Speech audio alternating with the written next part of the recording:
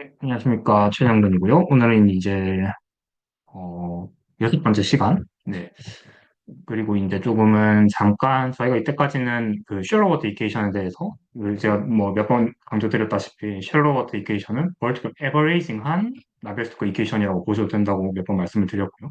그래서 이 아무래도 벌티컬 에버레이징한 게그 제트 방향에 대해서 생각도 안 해도 되고 다루기도 훨씬 더 쉽고 그러다 보니까 거기에 대해서 이야기를 했는데 오늘은 잠깐은 원형의 나비에스토크 이퀘이션으로 돌아가서 뭐 헬로버트 이퀘이션의 한계와 뭐 이것저것에 대해서 조금 이야기해 보도록 하겠습니다. 네, 그래서 저번 시간에는 저희가 이 오디널리 디퍼런스 이퀘이션을 저희가 같이 풀어봤고요. 그래서 이 외력항, 바람 능력을 어떤 다루기 쉬운 그냥 되게 아이디어한 함수가 아니라 일반화한 심지어는 데이터 형태로 주어진 그런 것 되게 복잡한 형태로 주어진 임의의 함수인 경우에 대해서 솔루션을 구해봤습니다. 그래서 이제 스트레이치, 그 레시피는 이 임의의 시계열을 이렇게 풀이의 시리즈로 나타내고요. 저희가 알고 있는 다루기 쉬운 사인, 코사인 형태의 무수히 많은 합으로 나타내고, 그렇게 나타낼 수 있다면 각각의 사인, 코사인에 대한 솔루션을 우리가 쉽게 구할 수 있고, 그것들을 단순히 무수히 쌓음으로써 이 복잡 원형의 솔루션을 얻을 수 있다라는 형태로 이 식을 저희가 구했었고요. 그리고 그 인테그레이터 팩터라는 다른 어프로치를 통해서 이제 또 풀어봤을 때 나오는 식이 이 컨볼루션 형태로 주어지는 이 식이고, 결국에는 이 두 개가 컨볼루션 테오럼이라는 거에 의해서 똑같다는 것이 이제 보여져 있다라는 것까지 말씀을 드렸습니다. 특히 이 컨볼루션에 대해서는 결국에 이 유속, 해류라는 게 바람에 웨이팅을 줘서 적분하는 것, 더하는 것으로서 이렇게 정의가 되는데, 그 웨이팅이라는 게 이렇게 시간에 대한 함수로서, 그 익스포넨셜 함수로서 지금 순간이 웨이팅이 제일 크고, 옛날의 바람은 이제 웨이팅이 지수적으로 감소하는 그런 형태를 보인다는 것, 그리고 그것은 프릭션에 의해서 이루어지는 것이라는 것에 대해서 이야기를 나누었습니다. 네, 그리고 이것을 가능하게 하는 가장 큰 이제 수학적인 근간은 슈퍼포지션입니다. 중첩의 원리이고요. 그래서 이게 되게 내세적으로 엄청 많이 깔려 있습니다. 예, 그래서 결국에는 저희가 조금 더 문제를 일반화해서 이 압력 경사항을 좀 추가적으로 고려해 봤을 때 여기도 마찬가지로 저희가 슈퍼포지션을 적용을 시킬 수 있고 그거에 따라서 이렇게 이 선형 미분 방정식을 풀 때 이렇게 4A, 4B 이렇게 나눠서 생각을 할 수 있고요. 결국에는 이 가분식은 보시면 압력 경사항을 외력으로 가지는 유속 성분에 대한 지배식이 되고 4B 같은 경우는 발암 응력을 외력으로 가지는 유속 성분의 지배식이 됩니다.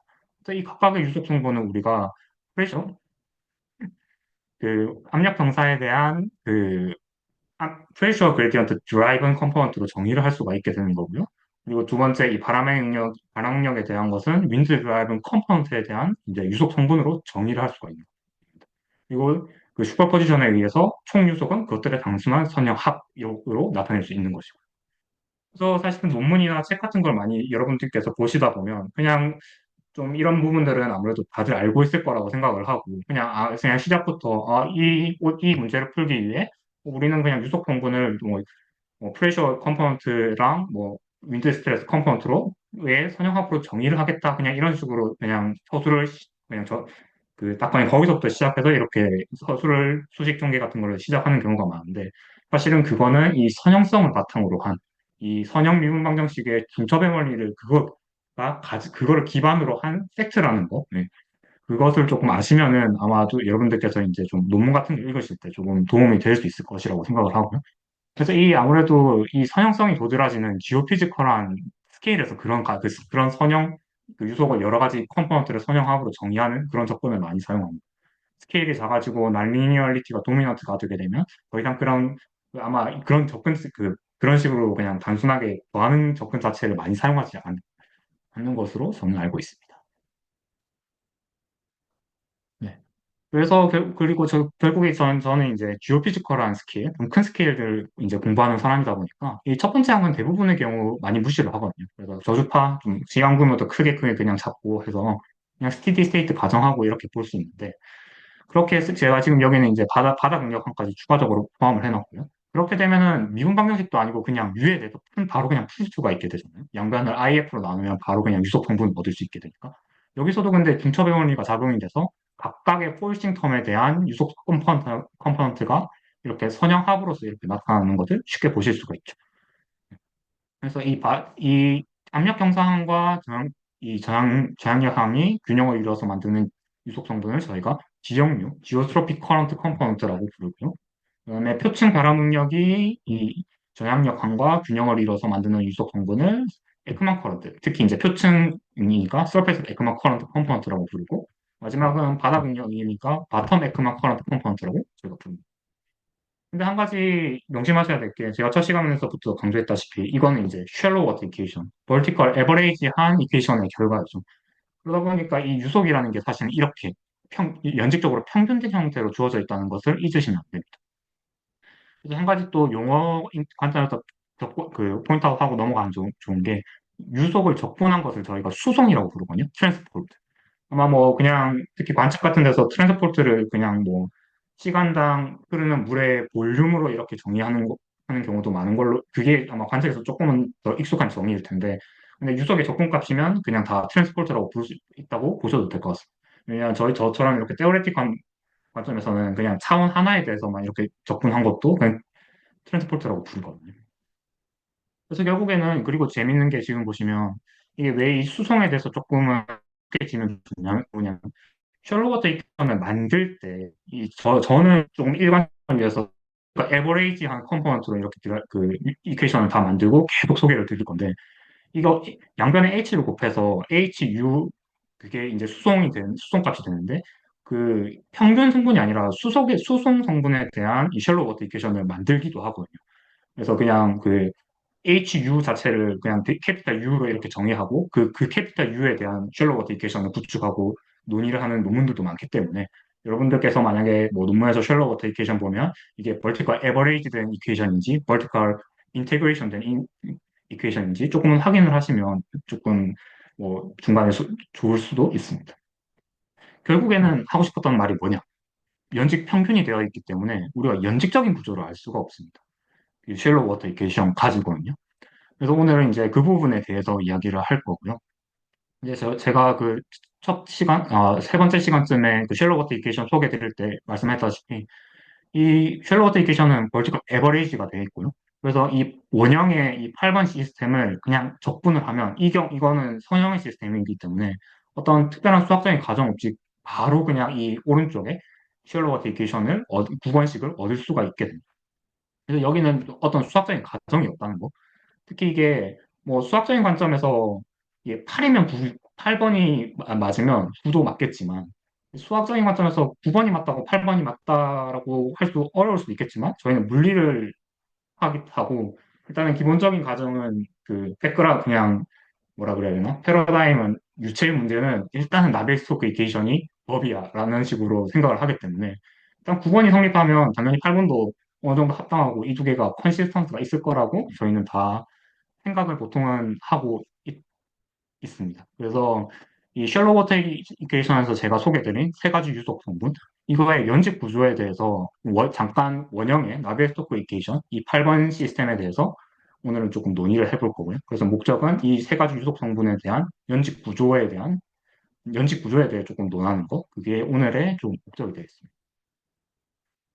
네, 그래서 결국에는 지배식은 요기 88A식 이렇게 되고요. 제가 그냥 항의 순서만 좀 바꿔 적었어요. 이게 보통 특히 수학 문제 풀 때 오더가 큰 거에서 작은 쪽으로 그 다음에 외력항들은 다 우변으로 몰고 이런 식이 있기 때문에 그냥 항 순서만 잠깐 바꿔 적었고요. 그러면 이제 그 다음에 이제 경계 조건으로서 그 다음에 이제 딱 제일 처음에 생각해 봐야 될 게 이제 이 문제를 다루어 봐야 되는데 클래시피케이션 이게 어떤 미분 방정식인지 잠깐 생각을 해보면 좋겠죠. 일단은 비선형텀은 저는 안 보이는 것 같고요. 그리고 외력항이 있으니까 비제차인 것 같습니다.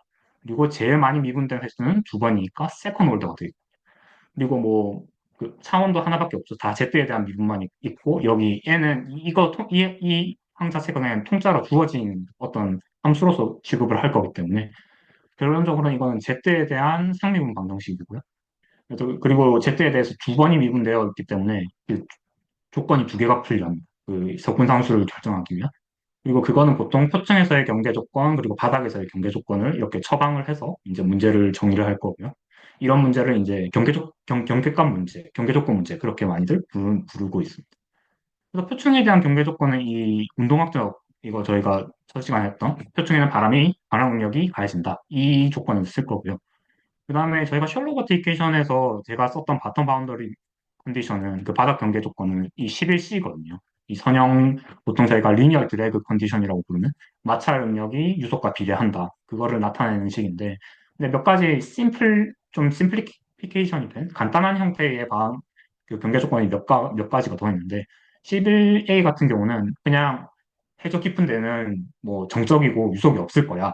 그러니까 Z가 마이너스 수심이 그냥 거의 무한이나 다름없게 충분히 깊고 그 지점으로 간다면 유속은 0으로 수렴할 거다. 이게 11A이고 11B 같은 경우는 바닥이 유한히 있고 근데 바닥에서는 마찰이든 어떤 마찰 같은 기작 때문에 흐름이 없을 거다를 가정하는 게 11번 B식입니다.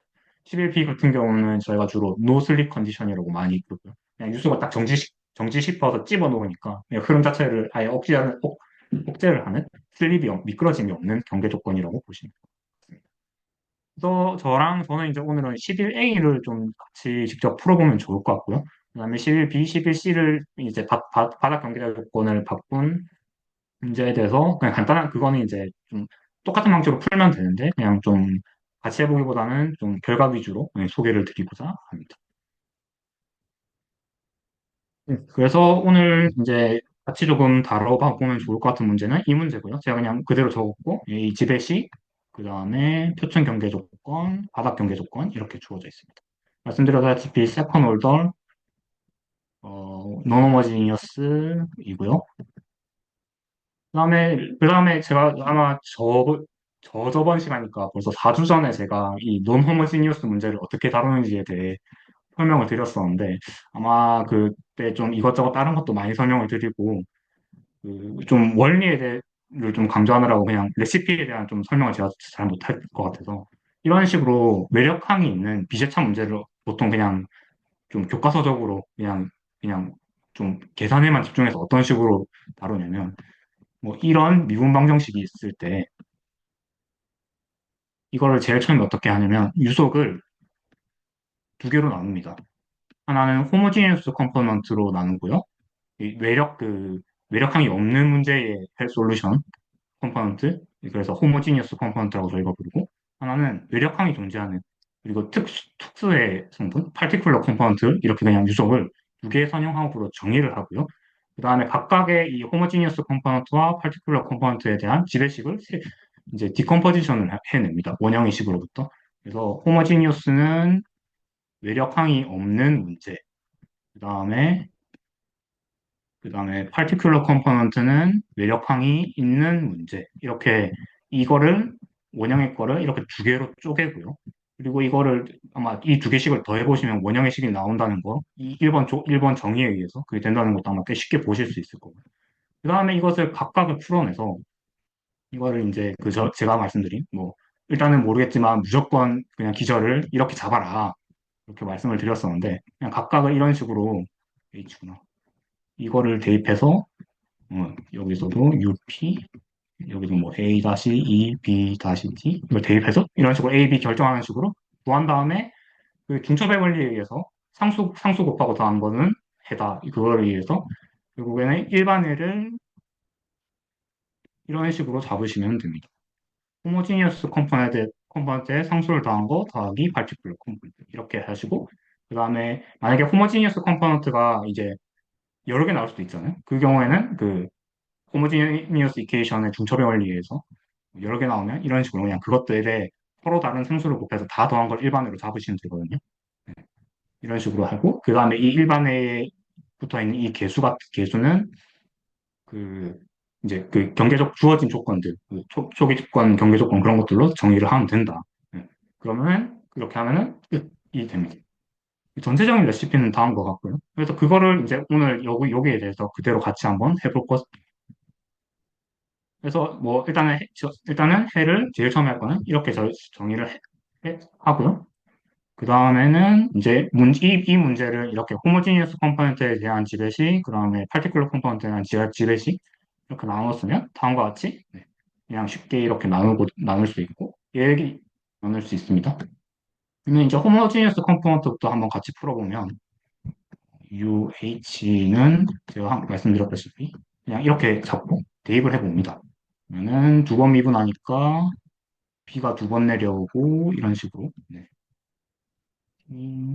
빼기 IF A E B T 이꼴 0 날라가고 날라가고 A 날라가고 A 날라가고 그래서 B 제곱은 IF분의 AZ가 되고요. 그래서 B는 결과적으로 플러스 마이너스 루트 IF분의 AZ가 됩니다. B 값이 두 개가 나왔죠. 그래서 플러스 루트 뭐식이거나 마이너스 루트 뭐식이거나. 그래서 결과적으로 이 그 UH는 두 개가 나오는데 E의 플러스 뭐식이 Z 또는 어, E의 마이너스 루트 Z 이런 식으로 나오고 이 중첩의 원리에서 이 각각의 기절을 더한 것 상수를 곱해준 것도 해고 그 기절들을 더한 것도 해니까 일반 해를 저희가 이런 식으로 저희가 결국에는 구할 수가 있게 됩니다. 이런 식으로요. 빼기 루트 이런 식으로. 네. 이런 식으로 대충. 네. 제가 일단은 대충만 적어놨고요. 그다음에 나중에 이 C1과 C2를 그 경계 조건으로 결정을 하면 되겠죠. 파티클러 솔루션도 같은 방식으로 풀어보시면 되는데요. 뭐, 물론 이게 원래는 외력의 모양에 따라서 조금 기절을 알맞게 설정을 해줄 수 있지만, 이 경우는 그냥 그 제가 말씀드린 레시피 그냥 그대로 적용해봐도 되거든요. 그래서 재미는 이렇게 하면은 똑같겠죠. 네. AG, AB 제곱, 2의 BT 마이너스 IF, A, 2의 BT 이꼴 G 라운드 에타, 라운드 라운드 N, 라운드 했다. 이렇게 상황이 되고. 근데 여기서 한 가지 이게, 죄송합니다. 이게 T가 아니라 Z인데, 제가 좀 실수를 했네요. 네.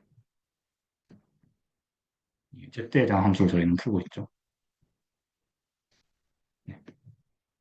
네, 그래서 이렇게 되는데, 근데 지금 이 외력항의 모양을 보시면, 얘는 Z에 대한 함수가 아닙니다. 왜냐면 에타는 해면 고도거든요. 그 해면이 쌓여있는 그 높이를 나타내는 그 스칼라고요. 그래서 이게 XY에 대한 함수이지 Z에 대한 함수가 아닙니다. 그래서 XY 한 지점에 거기에 있는 물의 높이 스칼라는 그냥 그 값일 뿐이죠. 1m 쌓여있으면 1이지, 뭐, 그 특정 그 기준점으로부터 1m 쌓여있으면 그게 1이지? 그게 뭐 Z에 대한 함수가 아니거든요. 그래서 이 해면이라는 것이 결국에 XY에 대한 함수이기 때문에 Z에 대한 함수가 아니게 됩니다. 그래서 그 말인즉슨 Z에 대한 함수가 아니려면 B가 0이 되어야 된다는 뜻이죠. B가 0이 되면 얘가 날라가고요. 그래서 결국에 마이너스 IF A는 G 라운드 에타 웹 라운드 에타 이렇게 돼서 A는 마이너스 I분의 1 GF 라운드 N 라운드 에타 이렇게 되고 네, 네, 맞죠? 네. 그래서 따라서 B는 0이니까 여기는 1이 되고 그냥 UP 자체가 A가 되니까 얘가 결국에는 그냥 UP가 됩니다. 그리고 아마 뭐 이거 이퀘이션이 좀 포뮬레이션 익숙하신 분은 눈치채셨겠지만 이게 결국에는 지역류 성분이 됩니다. 여기 보시면 완전히 똑같죠. 네.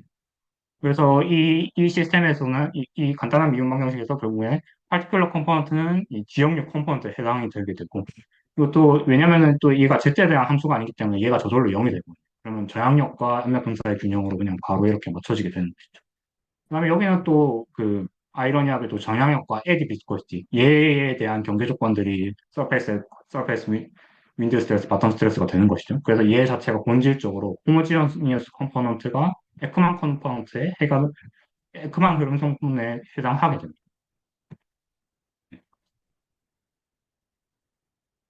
이렇게 네. UG 이렇게 되는 것이죠. 그래서 얘가 결국 UG다. 그냥 지역류다. 얘 자체가. 그래서 이것을 이제 그러면 이제 파티클러 둘다 구했으니까 그리고 해를 깨끗하게 적어보면 UP 플러스 UH니까 UP는 지역류 성분으로서 이렇게 주어지고 그다음에 플러스 C1E의 루트 IFAZ Z 어, 플러스 C2E의 마이너스 루트 Z 이런 식으로 됩니다. 네. 이렇게 되게 되죠. 그래서 지역류 성분과 이렇게 에크만 성분에 해당하는 두 개가 나오게 되고, 이제 여기서 C1과 C2를 경계 조건으로서 결정을 하게 하면 되는데, 아마 이 상관식이 조금 먼저 이렇게 적용을 시키려고 해보면, Z가 마이너스 뭐인데, 저는 항상 위쪽을 포지티브로 정의할 거기 때문에, 그게 조금 일반적인 노테이션이고요. 그래서 결국엔 밑으로 내려갈수록 수심이 유속이 0으로 수렴한다. 이거를 저희가 바닥 경계 조건으로 정하는데, 얘를 적용하기 위해서는 보시면 지금 Z가 마이너스 무한대로 가게 되면은 이 항은 저절로 0으로 수렴을 하게 되고요. 근데 얘는 무한대로 가게 됩니다. 그래서 이 0이 돼야 되는데 거꾸로 무한대가 돼버리니까 이 항은 존재를 하면 아예 C2를 0으로 설정해서 없애줘야지만 경계 조건을 만족시킬 수가 있게 됩니다. 문제는 얘인데요. 제가 앞서 말씀드렸다시피 얘는 Z에 대한 함수가 아니거든요. 그래서 결국에는 우리가 얻을 수 있는 것은 이게 합리적이려면 외력항이 무조건 0이 되어야 된다를 얻을 수가 있습니다. 이게 사실은 문제의 설정이 잘못된 것입니다. 제가 왜 굳이 이 잘못된 설정의 문제를 들고 왔냐면 이게 사실은 이 파티큘러 컴포넌트가 제때에 대한 함수가 아니란 말은 그냥 상수란 말인데 이 상수를 0으로 수렴시킬 방법이 없는 것이죠. 그래서 이게 결국에는 이거는 이제 이런 것들을 저희가 불량 설정 문제라고 저는 부르는 걸로 알고 있고요. 그래서 이건 사실은 어떻게 보면 우리가 선택한 이 경계 조건 자체가 조금은 합리적이지 않다. 그런 것을 뜻하게 됩니다. 이 성층이 없는 경우에 지역류가 이렇게 제트에 대해서 상수라는 거는 이제 테일러 프라우드만 테오럼이라고 해서 아마 제가 좀 이미 사실은 보인 거긴 한데 그거 자체가 제트에 대한 함수가 아니겠고 본질적으로 이게 폴싱 자체가 제트에 대한 함수가 아니기 때문에 유속 성분 자체도 제트에 대한 함수가 아니게 되고 그게 이제 테오럼으로서 이렇게 이미 알려진 사실입니다. 그래서 이 물리 법칙에 위배하는 저희가 경계 조건을 처방을 해버린 것이죠. 그래서 아마 그런 것들 이런 식으로 1포즈된 불량 설정된 경계 조건 문제를 저희가 보고 있었고요. 그래서 아마 웰포즈된 양 설정된 문제들은 아마 경계 조건을 저희가 분명히 Z가 마이너스 무한대로 갈 때 이게 지역류 성분으로 수렴을 하도록 이렇게 되면은 이제 저희가 진 임의의 이 파티클러 성분을 이제 만족시킬 수 있는 경계가 되죠. 이게 조금 더 설정을 잘한 문제가 되는 것이죠. 제가 굳이 왜 잘못된 설정의 문제를 들고 와서 이야기하는 이유 중에 뭐냐면 관측 입장에서 봤을 때 되게 합리적인 경계 조건입니다. 다만 이제 수학 문제 관점에서 봤을 때는 그게 아닐 수도 있다는 것이죠.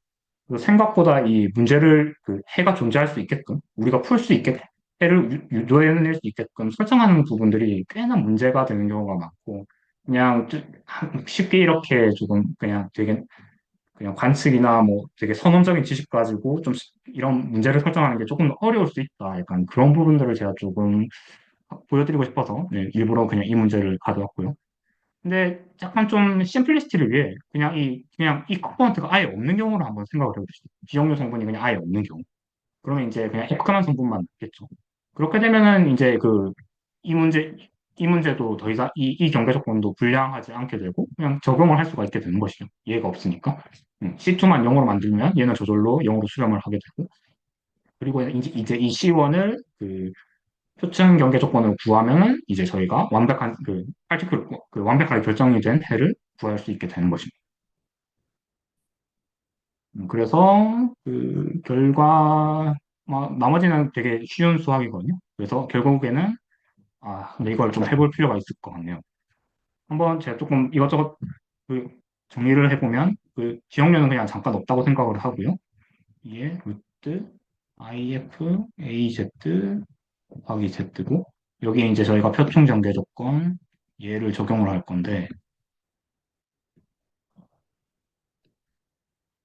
적용을 한번 해볼게요. 여기를 여기다가 대입을 하면 AZ C1 얘가 내려오고요. 그 다음에 EF IF AZ 이렇게 되고 얘가 이렇게 되죠. 네. 그래서 결국에 이거 나머지 그 다음에 Z 있고 0이니까 여기는 1이 돼서 곱하기 1 이렇게 돼서 그냥 없어지게 됩니다. 근데 결국에 그냥 이거 두 개만 나눠주는 식으로 C1을 결정을 할 수 있는데요. 근데 이게 잠깐 여기 보시면 조금 이제 저희는 이제 물리를 수학이 아닌 물리가 주목적이다 보니 아마 가장 큰 차이 뭐냐 물어보신다면 단위를 항상 신경을 쓴다는 게 아마 원 차이점 중에 하나일 건데요. 하나 알아주시면 좋은 게 지수함수 안에 들어가거나 상각함수 안에 들어가는 건 단위가 무조건 없어야 됩니다. 그래서 우리 그 프레퀀시의 단위가 시간분의 1인 거고 웨이브 넘버의 단위가 미터분의 1인 게 그 안에 들어가야 되는 값들이 그 단위가 무조건 없어야 되기 때문입니다. 여기서도 마찬가지입니다. 이 Z는 단위가 미터, 뭐, 길이겠죠? 미터? 미터? 그러면 이 여 앞에 딱 곱해진 개수의 단위는 단위가 없어야 되니까 미터의 역수가 되게 됩니다. 그래서 요게 미터의 역수라는 거. 얘가 미터이기 때문에. 그거 잠깐 킵인 마인드 해주시면 좋고요. 근데 이거를 또 재밌는 것 중에 하나가 여기 지금 보시면 결국 얘는 C1, 2에 루트 I 곱하기 루트 F, AZ, Z 이렇게 되잖아요. 이 루트 I가 뭔가 이거에 대해서 조금 생각을 해볼 필요가 있어요. I는 그 왜 I가 루트 안에 들어갈 수 있지? 그리고 얘가 뭐를 의미하지? 이런 것들을 아마 조금 생각을 해보시면 좋은데요. 얘에 대한 좀 clue를 어디서 얻을 수 있느냐? 당연히 뭐 E의 지수에 그 허수가 들어가니까 그 오일러 법칙. 코사인 X 플러스 I 코사인 사인 X이고요. 자, 여기다가 제가 그 90도 2분의 파이를 2분의 파이 맞죠? 네, 얘를 넣어 보겠습니다. 그러면은 얘가 2분의 파이 i가 되고요. 코사인 2분의 파이는 0이 되고 여기는 i, 그다음에 사인 2분의 파이는 1이 되니까 이렇게 돼서 결국에는 이렇게 되고요. 아이고, 아이고, 네. 아, 네. 이렇게 네. 이렇게 되고요. 자, 그다음에 이제 여기다가 양변에 루트를 씌워 보겠습니다. 루트는 이렇게 해주는 거랑 똑같죠. 그래서 2의 파이분의 4 i가 되고요. 그 다음에 얘는 그냥 루트 i가 되는 거죠. 그리고 여기를 다시 오일러의 법칙으로 코사인 4분의 파이 플러스 i 사인 파이분의 아, 아,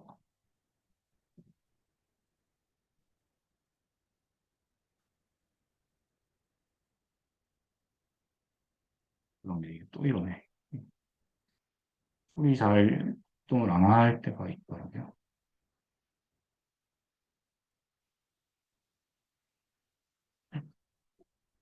증명.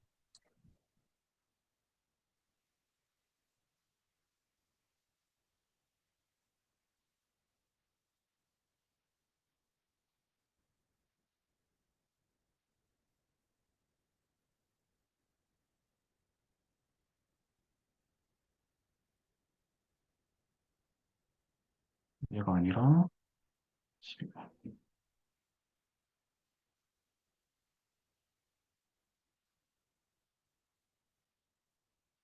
죄송합니다. 아, 이게 왜 이런지 모르겠네요. 자, 그래서 그 저희가 아까 2의 파이, 네, 얘가 루트 i라는 거를 저희가 보였고, 여기까지 했었고요. 여기다가 이거를 다시 오일러 폼으로 나타나면 코사인 파이분의 4 플러스 i 사인 파이분의 4가 됩니다. 그래서 얘는 루트 2분의 1이고요. 아시다시피. 네, 둘 다 똑같이. 네. 그래서 결국에 루트 2분의 1로 묶어서 나타내면 1 플러스 i 이렇게 되는 것이죠. 네. 그래서 결국에 우리는 얘를 얻을 수가 있습니다. 이렇게 나타낼 수 있는 것이죠. 그래서 결국에 그 저희가 아까 솔루션이 이런 식으로 나왔었는데 루트 IF AZ Z였는데 이 루트 I라는 게 결국에 루트 2분의 1 플러스 I가 이렇게 돼서 나머지 루트 F AZ 이렇게 되고요. 그러고 이에 뭐예요? 예, 얘가 결국에는 이런 식으로 C1이 있어야겠죠. 이에 1 플러스 i가 있고요. 다른 루트 안으로 집어들 거고, 그 다음에 근데 제가 이 부분을 이렇게 나타낼 겁니다. 음, EAZ분의 FZ 이렇게. 그래서 얘가 미터 단위가 되게 됩니다. 길이의 역수 단위가 되게 되는 것이죠. 그래서 저희가 이거를 보통 에크만 뎁스라고 부릅니다.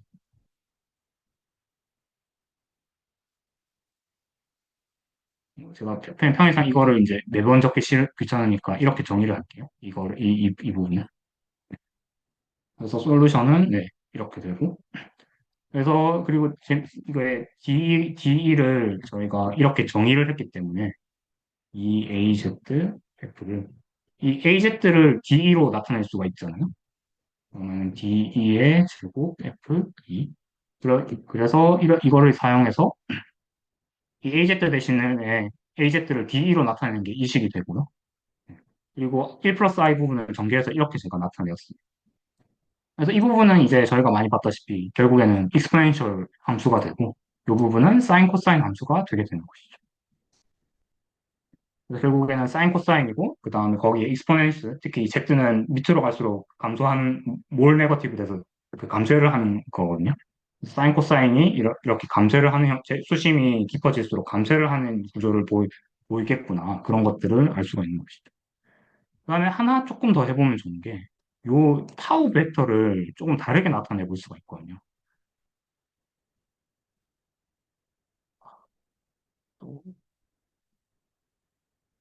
또 이게 이미의 벡터 타우, 저희가 계속 복소자폭에 대해서 얘기를 하고 있기 때문에, 여기가 리얼, 그리고 여기가 이미지너리 넘버. 그래서 이미의 타우라는 거는 뭐,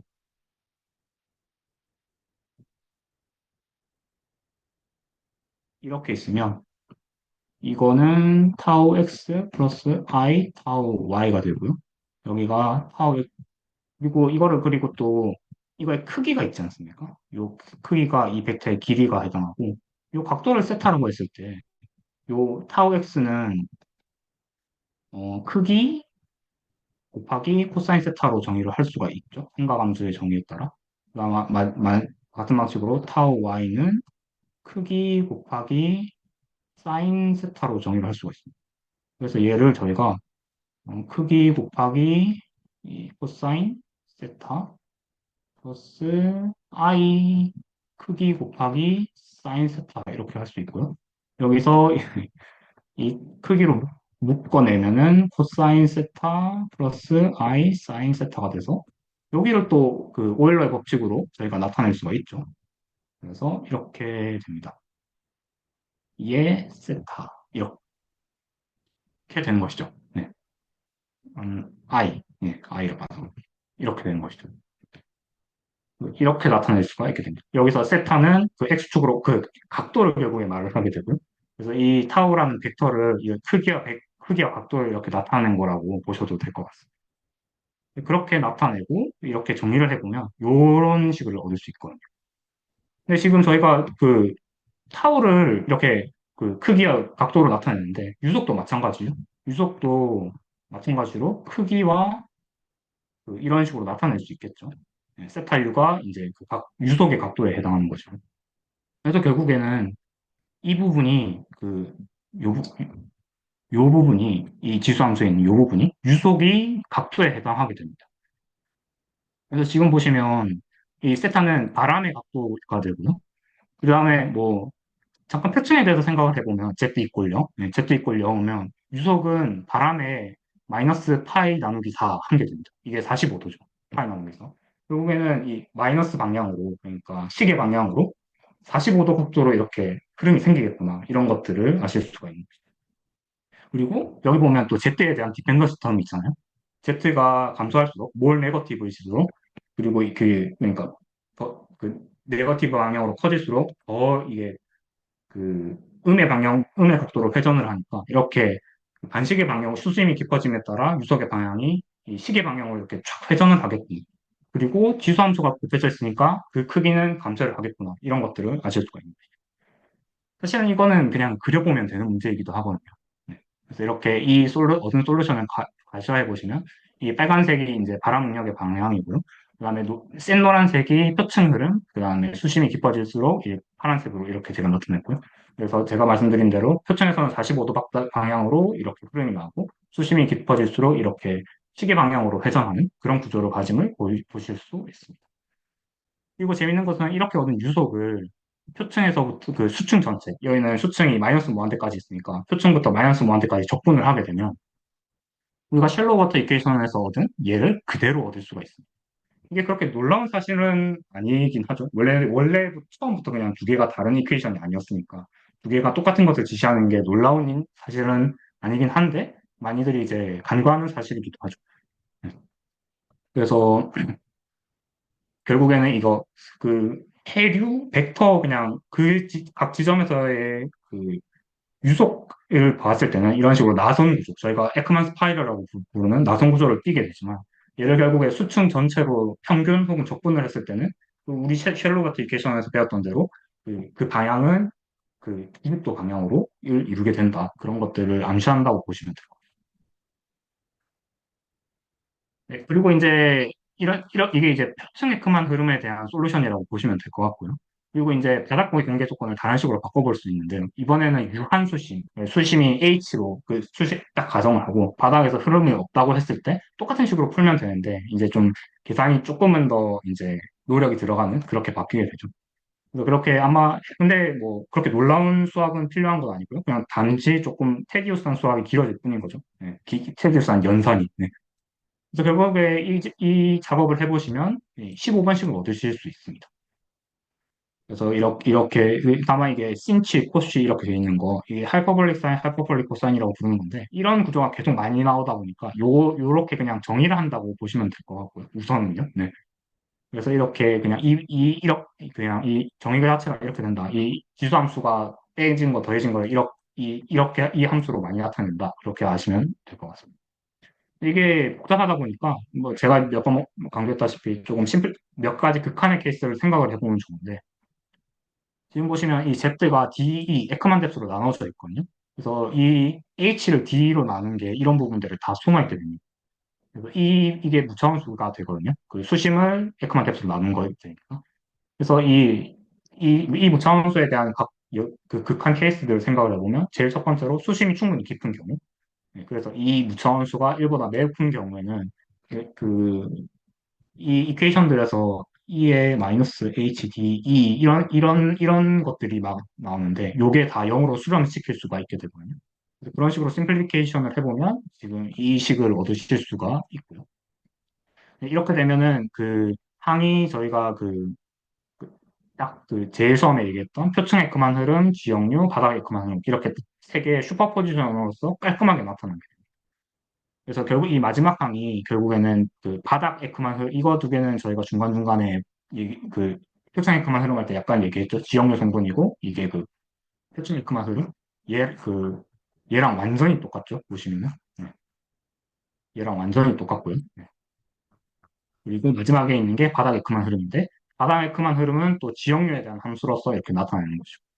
그래서 이거는 구조가 어떻게 되냐. 그, 아까 말씀드렸다시피 이 성층이 없다면 지역류는 Z에 대한 함수가 아닙니다. 그래서 이렇게 모든 수층에 걸쳐서 똑같이 나타나게 되는데 얘가 이제, 근데 이제 바닥에서는 흐름이 0이라는 경계 조건을 줬기 때문에 이게 이제 바닥에 그만 흐름이 얘네들을 이렇게 0으로 수렴시키게 하도록 구조가 이렇게 조정이 되는 구조입니다.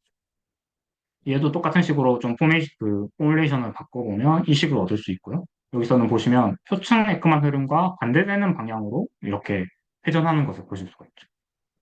그래서 얘를 가시해 보면 이렇게 되고요. 이 노란 부분들이 이 지역류 성분이고, 그다음에 이 초록색부터 해서 파란색까지가 이 바닥 에크만 흐름 성분이 이제 영향을 주는 그런 거라고 보시면 될 것 같습니다.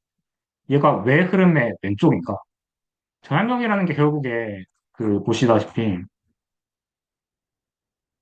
결국에 전압력이라는 것, 항이 특히 지오스로픽한 스케일에서 하는 역할은 이렇게 임의의 어떤 포싱이 외력이 있을 때, 물리적인 외력이 있을 때, 그냥 이 외력에 대한 흐름이 이런 식으로 나오게 되는 거죠. 이렇게. 근데 I가 나눠져 있으니까 얘는 F가 양수인 북반구 기준으로 왼쪽 90도 방향으로 흐름을 생성하게 됩니다. 전향력이라는 게 어떤 외력과 균형을 이룸으로써 그 힘이 가해지는 방향의 왼쪽 90도 방향으로 수송을 만들어낸다. 흐름을 만들어낸다. 그렇게 보시면 될 것 같고. 그래서 그 관점에서 이 바닥의 크만 흐름에 대한 좀 역학을 생각을 해보시면 이렇게 흐름이, 마찰이라는 것은 본질적으로 흐름을 멈추려는 성질이죠. 그래서 흐름을 멈추려면 흐름의 반대 방향으로 힘이 작용을 해야 되고요. 그래서 그 마찰항에 마이너스가 붙어 있는 것이고요. 그래서 이 흐름이 이렇게 일어나면 마찰력은 반대 방향으로 흐르고 이 힘에 대한 전향력이 만들어내는 흐름은 요 힘의 우측 오른쪽이니까 결국에는 원래 흐름의 왼쪽 방향으로 이렇게 흐름이 나타나게 되는 것이죠. 예. 그래서 이런 식으로 이런 반대 방향으로 회전하는 나선 구조를 보이게 된다. 그리고 마지막 사실은 이거 둘 다 약간 좀 아이디얼리제이션 돼 있는 바텀 바운더리 컨디션이고요. 저희가 이때까지 셜로 버티피케이션에서 사용하던 죄송합니다. 그 반대쪽 극한에 대해서 생각을 해보면 그래서 수심이 매우 얕은 경우 그 경우에는 솔루션이 이걸로 수렴을 하게 되는데요. 근데 한 가지 재밌는 점은 얘는 전향력을 무시하고 무한 솔루션의 해입니다. 그래서 수심이 얕은 경우에는 지형물 성분은 아예 그냥 없게 되고요. 그리고 역학이 아예 하지 않게 되죠. 이 보시면 I나 허수가 곱해진 게 없잖아요. 그 말인즉슨 유속과 발암력이 똑같은 방향으로 흐른다는 뜻이기 때문에 그래서 이 저항력이 없는 에이지오스트로픽, 지오스트로픽 아니다, 에이지오스트로픽한 환경들을 지시하는 극한이 되는 것이죠. 그래서 이렇게 수심이 매우 얕아진다면 이런 환경을 저희가 그 이너 쉘프라고 보통 많이 표현하거든요. 물리행학 쪽에서. 이쪽에서는 그냥 지오스트로픽한 아예 역학 자체가 없을 수도 있겠구나. 그 정도로 이렇게 임플리케이션을 가져가시면 될 것 같아요. 그리고 마지막으로 저희가 그 쉘로 버티케이션 제일 복잡한 형태, 쉘로 버티케이션에 쓰던 이 리니어 드래그 컨디션을 바텀 바운더리 컨디션으로 주면 어떻게 되냐? 조금 더 복잡해지죠. 그래서 근데 다만 제가 그냥 한 가지만 딱 짚고 넘어가자면 그 역학 자체는 앞서 노슬립 컨디션 쓴 거랑 크게 다를 게 없는데요. 근데 이 문자의 개수를 무한대로 보내보시면 얘가 없어지고요. 얘가 없어지고 얘가 없어집니다. 그리고 그렇게 되면 솔루션은 아까 노슬립 컨디션을 쓴 얘랑 완전히 똑같아집니다. 그렇다면 이 노슬립 컨디션이라는 게 물리적으로 의미하는 게 뭐냐? 마찰 계수가 너무 세가지고 그냥 바닥에 닿는 순간 거의 즉각적으로 흐름이 멈추는 것을 가정하는 게 노슬립이구나라는 것을 아실 수가 있어요. 그래서 이 역학 자체는 똑같은데 이 리니어 드래그 코피션, 바텀 바운더리 컨디션을 쓰시면 이 감마 마찰 계수값을 조정함으로써 이 바닥의 크기를 여러분들이 조정을 하실 수 있습니다. 만약에 무한대로 크게 하면 지금 보시는 이 솔루션으로 수렴을 하고요. 0이 되게 되면 그렇게 되면 마찰력이 없고 그 전단이 없기 때문에 노슬립 바운더리 컨디션이 되거든요. 그렇게 되면은 바닥 마찰 흐름은 생기지가 않게 되는 것이죠. 그런 식으로 이 감마 값으로 이렇게 바텀 바운더리 컨디션을 이렇게 컨트롤 할 수가 있게 된다. 그 정도 아마 가져가시면 될 것 같습니다. 네. 그래서 오늘은 이제 그 연측 구조에 대해서 좀 얘기를 해봤고요. 이 셜로 버티케이션이라는 게 본질적으로 벌티컬 에버레이지 혹은 벌티컬 인테그레이션 됐기 때문에 연측 구조를 논의하는 데 쓸 수가 없습니다. 그래서 잠깐 나비에스토크 이퀘이션으로 가서 세 개의 유속 성분, 지역류, 표층 에크만, 바닥 에크만, 그 세 개의 유속 성, 저희가 메이저로 다룰 이 세 개의 유속 성분들의 연측 구조에 대해서 논의를 해봤고요. 결국에 지역류는 성층이 없다면 이 Z에 대한 함수가 아니라서 그냥 상수로서 이렇게 아무 연직 구조 없이 나오게 되고 표층에크만은 그 바람 능력이 가하는 45도 방향으로 이런 45방향 표층에서 45도 그리고 수심이 깊어짐으로 따라서 그 시계 방향으로 회전하는 나선 구조 그리고 그거의 인테그레이션은 90도 방향으로 향한다. 그렇게 표층에 집중돼서 나타난다. 그것을 가져가시면 좋고요. 그다음에 같은 방식으로 바텀 에크만 커런트는 바닥에 집중돼서 그 흐름의 왼쪽 방향으로 마찰력의 오른쪽 방향으로 이렇게 나타난다. 그 부분을 가져가시면 좋겠습니다. 그리고 이게 결국에는 셜로 워터 이케이션이든 나베스토크 이케이션이든 그 수송 관점에서는 다 똑같다. 이게 왜냐면 원래 원형의 이퀘이션부터 그냥 다른 게 아니라 그냥 표현 다르게 리라이트한 이퀘이션이기 때문에 그것들이 그 같은 관점에서 지시하는 바는 똑같다. 그래서 다른 게 아니다. 이 부분도 꼭 가져가시면 앞으로 좀 나눌 몇 가지 토픽들에 대해서 쉬운 이해를 가져가실 수 있지 않을까 싶습니다. 네, 그리고 과제는 이거 바텀 에크만 커런트에 대한 제일 심플리파이한 문제이고요. 그래서 이거는 아마 제가 오늘 같이 풀어봤던 이 문제랑 뭐 크게 수학적 이폴트가 그 다르지 않거든요. 거의 비슷한 수준이라서 이 문제는 한번 따라가 보시면 아마 뭐한 시간 내외로 아마 쉽게나 쉽게 솔루션 구하실 수 있을 거라고 생각을 하고요. 예. 그리고 네, 오늘은 아마 여기까지 네, 하면 될 것 같습니다. 네, 감사합니다. 잘 들었습니다. 혹시 질문이나 코멘트 있으시면 뭐요?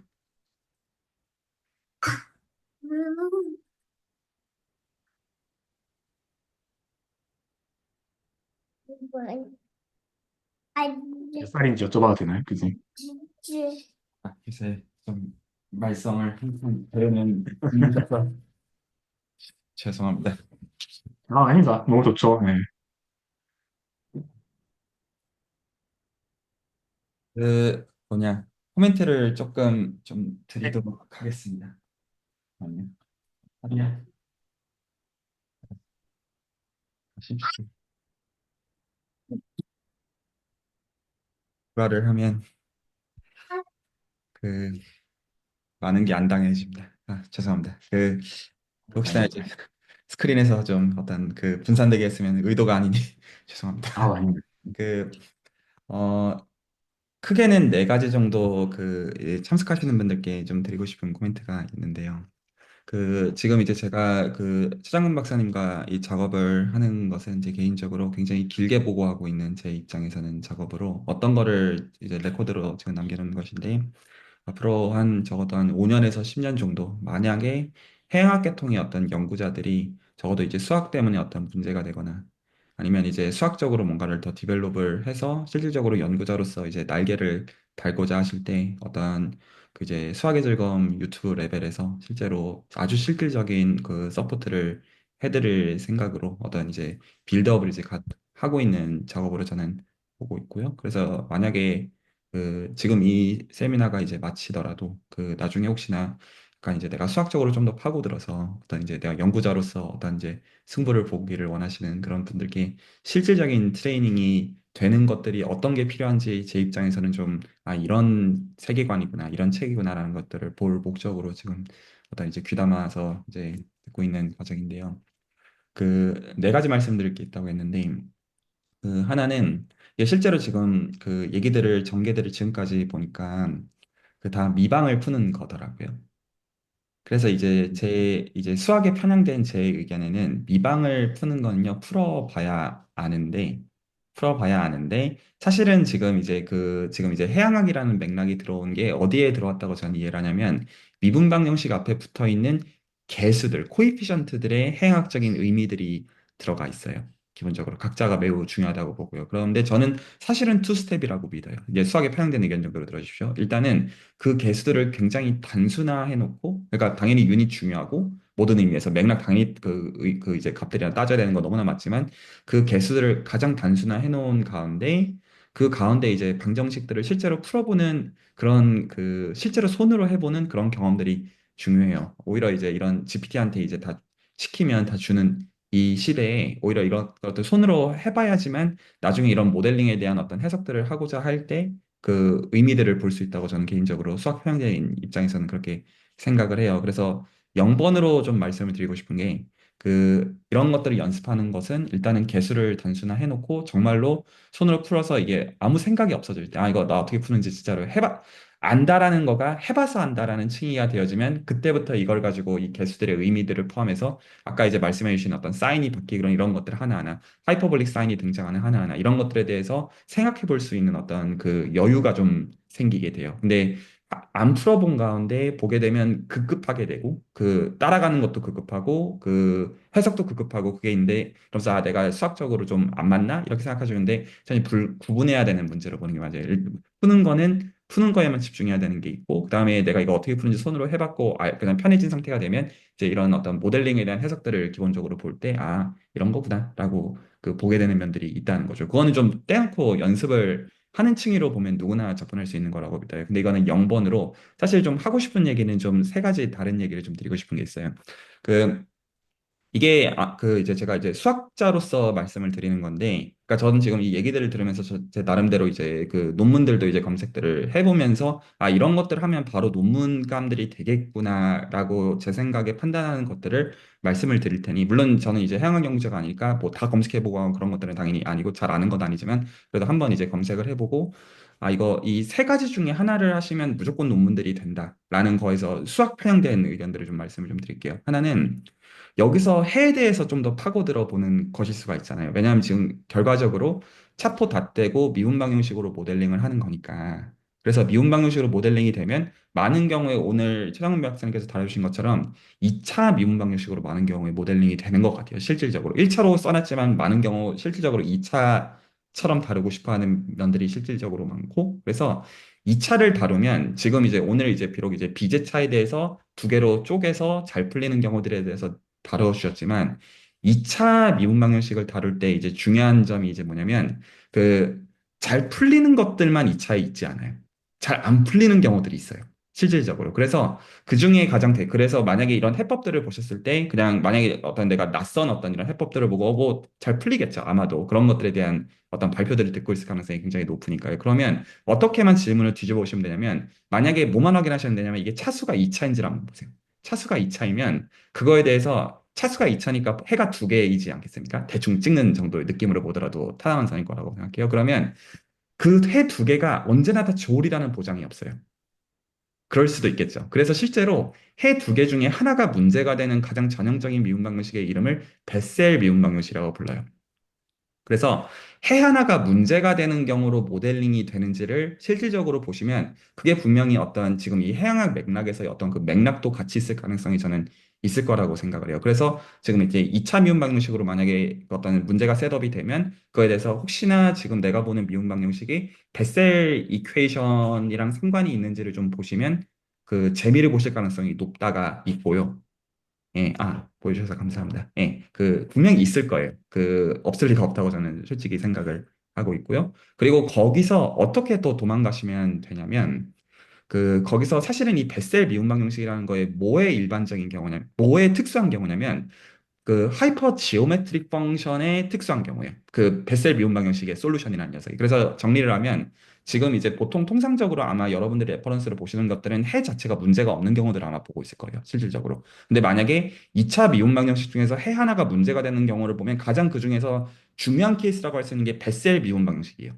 근데 그 베셀 미분 방정식의 해라고 하는 거는 하이퍼 지오메트릭 펑션이라는 거에 특수한 경우에 해당해요. 그래서 이 순서까지 가시면 끝까지 다 보셨다고 보셔도 괜찮아요. 수학적으로. 그 모든 가능한 경우를 다 봤다고 해도 정보량상 수학적으로는 보장이 된다 정도로 보셔도 돼요. 근데 단점은 뭐냐면 베셀 미분 방정식 정도는 솔직히 다루기가 그렇게 어렵지 않아요. 솔직히 그 대충 급수 전개하면 대충 할 줄 알거든요. 할 수 있어요.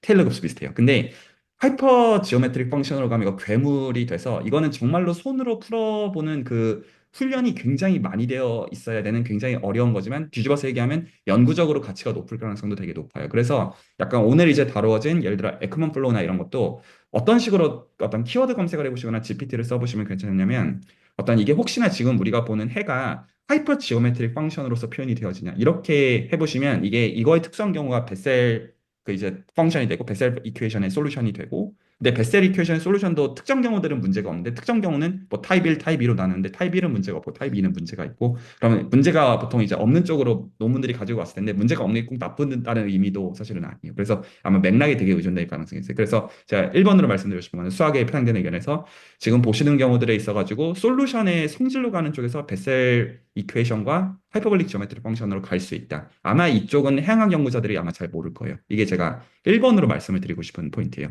그리고 2번으로 말씀을 드리고 싶은 포인트가 그 이런 면이 있어요. 그러니까 지금 그 최정원 박사님 너무나 지금 어떤 큰 맥락이랑 디테일들을 다 잘 다뤄주고 계시지만 그 이게 공학의 맥락이라고 상정하는 가운데 비약들이 필연적으로 들어가잖아요. 어떤 것들을 잘 풀어내기 위해서요. 그러면 그 실제로 그 비약들이 들어가는 거에 있어가지고, 그리고 이게 나베스톡스 방정식이 기본적으로 유체역학적으로 온 녀석이다 보니까 어떤 맥락을 넣을 수가 있냐면 에너지 보존이라는 맥락을 넣을 수가 있어요. 그리고 지금 저희가 그냥 오늘과 지난 시간에 전제가 된 것처럼 복소수를 저희가 지금 차용하고 있는 이유는 허수 자체가 90도 회전이라는 의미를 갖기 때문이에요. 회전이라는 걸 기술하고자 하는 거는 뭔가 이 모종의 구조적인 대칭성 같은 게 들어가는 거예요. 그래서 에너지 지금 이제 방정식을 보실 때 어떤 관점을 택하실 수가 있냐면 이게 물리적인 의미가 있기 때문에 에너지 보존이라는 관점과 제가 이제 5어로 지정할게요. 에너지 보존이라는 관점이나 5어예요. 혹은 회전이라는 게 들어가면요. 그래서 허수가 들어갔다고 하면 회전이 이미 들어갔다고 보시면 돼요. 그러면 이거를 수학적으로 어떻게 검색을 해보시면 되냐면 혹시 내가 보는 미분 방정식이 해밀토니안에서 온 거야라고 한번 검색을 해보세요. 이거는 그러니까 물리적으로는 이미 그 에너지 보존이라는 게 이미 있어서 그러니까 특정 어떤 레벨셋을 따라서 움직이고 있는 어떤 커브가 실제로 솔루션인데 그거를 만들어내는 예를 들어서 우리가 에너지 보존이라고 하면 운동 에너지랑 이제 뭐 위치 에너지의 뭐 합은 언제나 보존돼 이런 거를 지칭한다고 보시면 그게 보통 이렇게 회전으로 표현이 되는 그런 거를 일반화하는 거예요. 그래서 예를 들어 위키피디아에서 쉘로 워터 이퀘이션을 검색해 보시면 그 원디멘전 쉘로우 워터 이퀘이션에서 해밀토니안 스트럭처 보면 나와 있을 거고요. 그리고 일반적으로도 연구가 되어 있을 거예요. 그래서 어떤 식으로 파고드시면 되냐면 어떤 만약에 앞으로 이런 수학 헤비한 것들을 보실 때 이퀘이션을 보고 아 지저분하다 어렵다 이런 느낌이 들면 혹시 이거가 회전이나 에너지 보존의 맥락이 물리적으로 말이 되는 것 같으시면 해밀토니안으로부터 정확하게는 해밀토니안 이퀘이션이라고 불러도 되고 그러니까 같은 거예요. 그 이퀘이션 해밀토니안 이퀘이션을 표현이 된다고 말해도 되고 해밀토니안 다이내믹스를 따른다고 말해도 되고 이 방정식을 표현하는 해밀토니안이 존재한다 이렇게 말해도 되고 어떤 이제 그 똑같은 프레임워크로서 라그랑지안으로 표현될 수 있잖아요. 해밀토니안 이 정도만 워딩을 킵하고 계셔도 실질적으로 검색을 하셔가지고 논문들을 읽으실 수 있으실 거예요. 그래서 제가 두 번째로 말씀을 주신 게 에너지 보존이나 회전의 맥락이 들어오면 지금 혹시나 이 방정식을 어떤 해밀토니안이라는 단어랑 결부시켜가지고 검색을 해보시면 그 기존의 케이스랑 지금 보는 케이스가 만약에 연구거리면 어떤 그걸 비교하시면서 뭔가 얻을 거리들이 있을 수가 있다라는 게 제가 두 번째로 말씀드리고 싶은 포인트고요. 아마 이것도 상대적으로 덜 파고들었을 거라고 생각해요. 어지간한 것들은 해양 연구자들이 다 속된 말로 조졌지 않겠습니까? 근데 이런 관점들을 가지고 보면 조금 좀 새롭게 파고들 것들이 있을 거라고 저는 생각을 하고요. 그리고 이제 그 세 번째 마지막 하나 더 말씀드리고 싶은 게 있는데 어쨌거나 이게 지금 그러니까 유체의 흐름을 기술하는 거잖아요.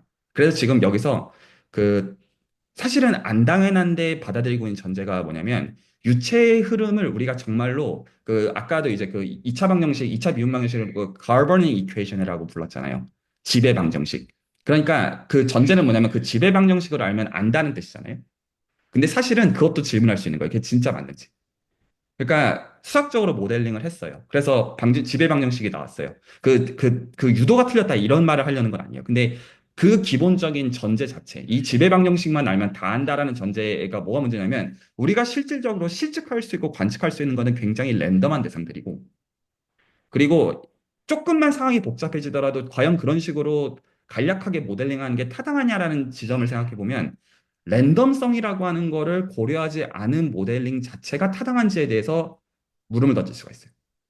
그래서 지금 보시는 방식들은 미분 방정식의 관점에서 지배 방정식을 세우고 있는 거예요. 근데 거기서 어떻게만 관점을 틀면 되냐면 이게 만약에 랜덤한 경향들을 반영할 거라면 이렇게 해도 되냐라고만 묻는 순간 수학적으로 말이 되고 실제로 물리적인 세계관에서도 말이 될 가능성이 높아요. 그래서 이거를 좀 멋지게 표현하면 스토캐스틱 디퍼런셜 이퀘이션, 확률 미분 방정식이라고 호칭을 해버리면 돼요. 그러면 달라져요. 랜덤항이 들어가야 돼요.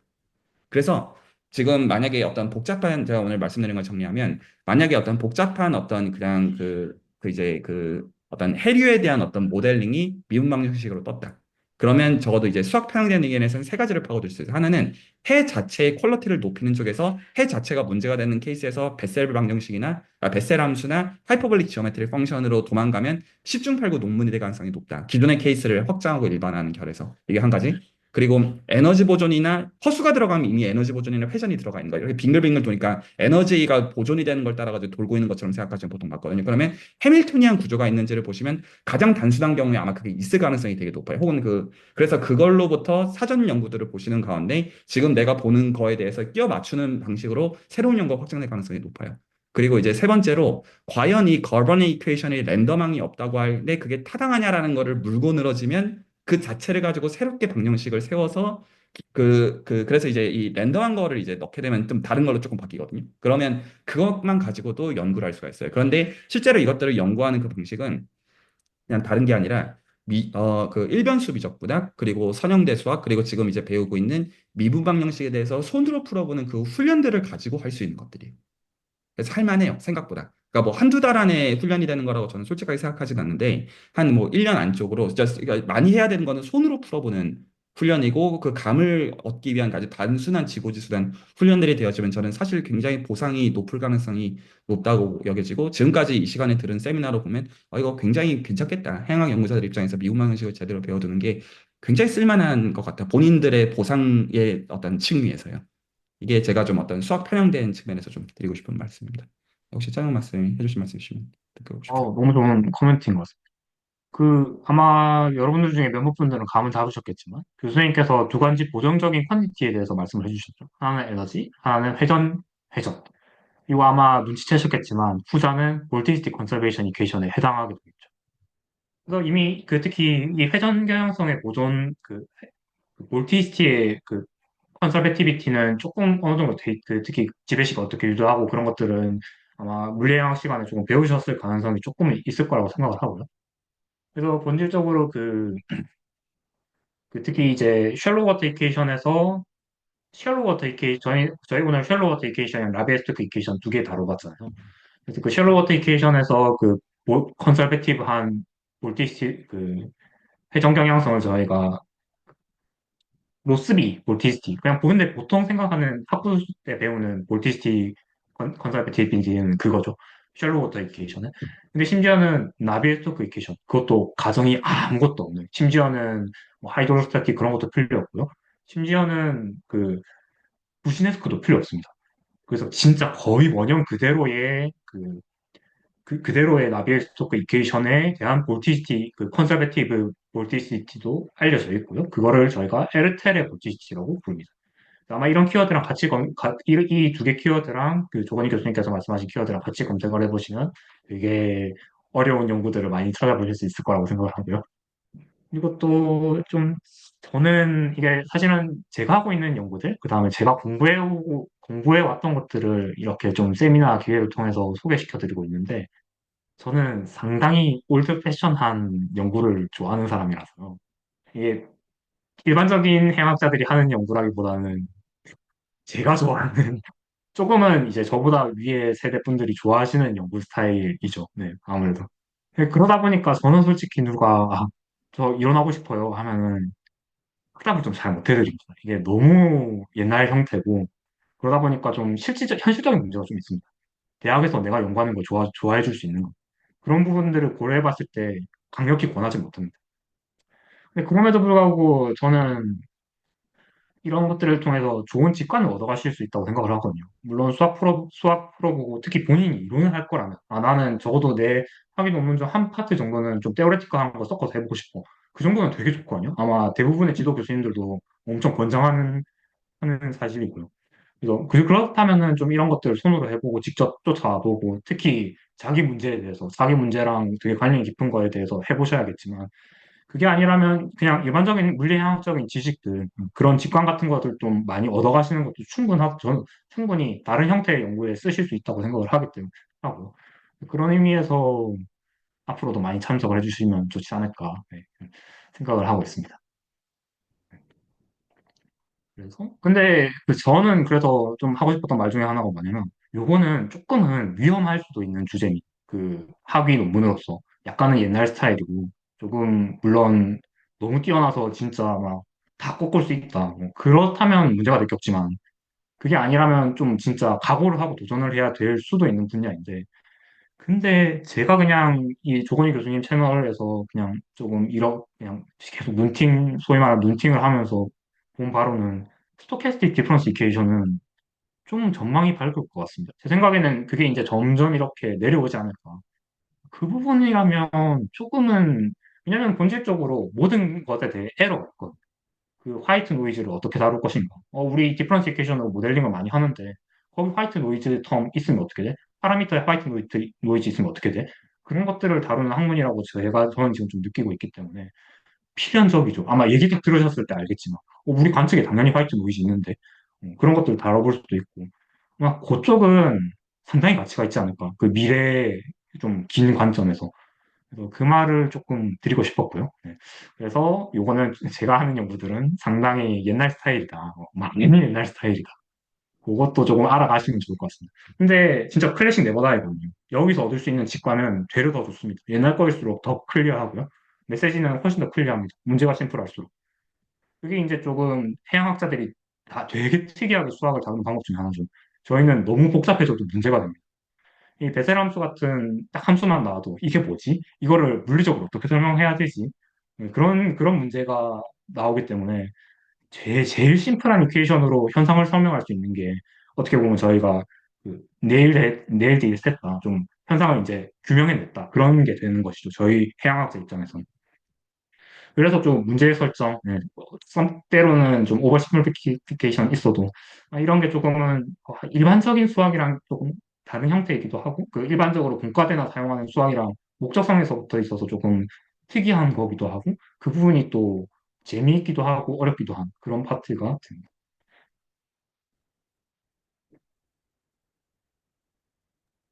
혹시 다른 분들 질문이나 코멘트 레코드로 남기시고 싶은 거 있으시면 남기고 하겠습니다.